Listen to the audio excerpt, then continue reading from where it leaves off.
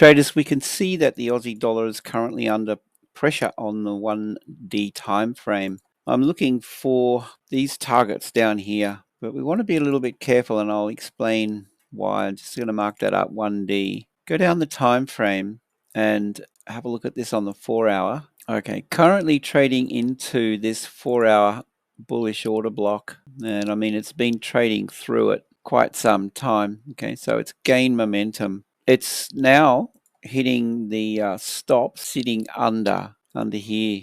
All right, so this is a liquidity pool that it is currently trading into. I would expect some sort of a reaction off these sell stops that are sitting under this level back in here, but it's definitely under pressure. A couple of things that we want to be mindful of if we go down the time frame. We'll have a look at in a minute, but I'm looking at getting involved short, possibly on a reaction and then something like that. Let's have a look at it on the 1H. Okay, I mean it's trending down, high, low, lower high, lower low, lower high, lower low. I mean it's a really nice looking trend, but I want to see that get in at a better price. So just understand that this is hitting the liquidity that's sitting under here as well. Liquidity pool under this range, we're hitting that sell side liquidity sitting under here, right? So it's hit that, and I'm always looking for these price swings. See how we have this price range now from the high to the low.